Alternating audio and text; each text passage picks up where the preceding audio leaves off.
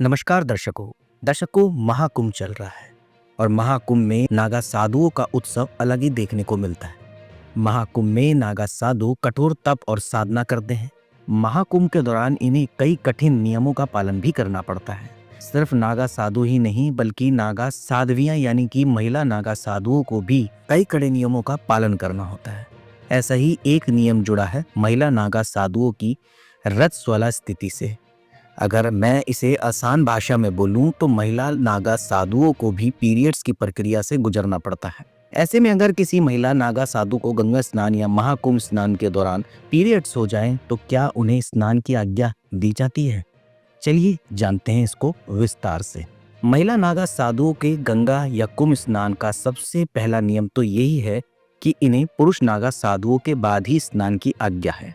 पुरुष नागा साधुओं के स्नान से पहले महिला नागा साधु स्नान नहीं कर सकती। वहीं अगर कोई महिला नागा साधु पीरियड्स की प्रक्रिया से गुजर रही है तो उनके लिए गंगा या कुंभ स्नान साफ तौर पर मना है। महिला नागा साधु इस अवस्था में कुंभ में भाग ले सकती है लेकिन स्नान करना उनके लिए वर्जित है। इसके अलावा महिला नागा साधुओं को इस बात की छूट होती है कि वह गंगा जल को हाथ में लेकर उसे अपने शरीर पर छिड़क ले, जबकि गृहस्थ जीवन में पीरियड्स के दौरान पवित्र नदियों के स्पर्श की भी पूर्णता से मनाही है। इसके अलावा हैरान कर देने वाली बात यह है कि महिला नागा साधुओं को पीरियड्स के दौरान पैड इस्तेमाल करने की मनाही है, क्योंकि वह सांसारिक वस्तुओं में आता है और सांसारिक चीजें नागा साधु बनने के लिए पहले ही छोड़ दी जाती है। पीरियड्स के दौरान महिला नागा साधुओं को सिर्फ कपड़ा ही प्रयोग करने की आज्ञा होती है।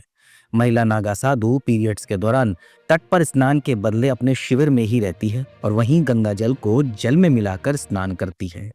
पीरियड्स के दौरान महिला नागा साधु साधना नहीं कर सकती, लेकिन वह जाप करती हैं और अपने पूरे शरीर में राख लपेटे रहती हैं। महिला नागा साधुओं को इस राख से ऊर्जा मिलती है और जाप से भी शक्ति प्राप्त होती है। इसके अलावा सनातन धर्म में महाकुंभ का बहुत महत्व माना जाता है। हर 12 साल में महाकुंभ का आयोजन किया जाता है। आखिरी महाकुंभ साल 2013 में लगा था। वहीं अब पौष माह की पूर्णिमा यानी कि 13 जनवरी 2025 दिन सोमवार से महाकुंभ का आरंभ हो गया है। महाशिवरात्रि यानी कि 26 फरवरी 2025 दिन बुधवार को महाकुंभ का समापन होगा। महाकुंभ मेले से जुड़े कई रोचक बातें जो सिर्फ इस मेले के दौरान ही पता चलती है। मेले के साथ ही इनका अस्तित्व शुरू होता है और किसी रहस्य की भांति मेले के साथ ही यह लुप्त भी हो जाती है। ठीक ऐसा ही कुछ है नागा साधुओं के साथ। महाकुंभ में नागा साधुओं का विशेष रूप से जमावड़ा लगता है और शाही स्नान का आरंभ भी सबसे पहले नागा साधुओं द्वारा ही होता है। वहीं महाकुंभ में पुरुष नागा साधुओं का आना न सिर्फ एक परंपरा है बल्कि यह एक अलौकिक घटना है।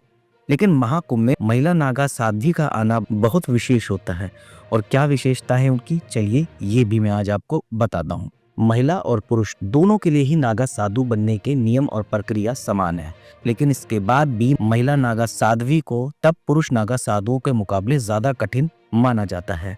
ऐसा इसलिए क्योंकि जिस प्रकार धार्मिक कार्यों में सामान्य महिलाओं को रजस्वला अवस्था यानी कि पीरियड्स में भाग लेना मना होता है, इसी प्रकार यह नियम नागा साधु की तपस्या के दौरान भी मान्य है।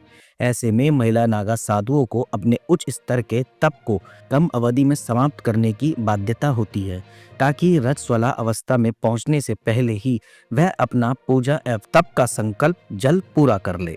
महाकुंभ में जब महिला नागा साधु आती हैं तो वह अपनी संपूर्ण शक्ति से परिपूर्ण होती है। माना जाता है कि जब पुरुष नागा साधु शाही स्नान के लिए उतरते हैं तो वह पुरुष रूपी बुरी ऊर्जाओं को नियंत्रित कर लेते हैं। ठीक ऐसे ही जब महिला नागा साधु महाकुंभ में शाही स्नान के लिए उतरती हैं तब उन्हें महिला रूपी बुरी ऊर्जाओं को नियंत्रित करने की शक्ति का संचार होता है।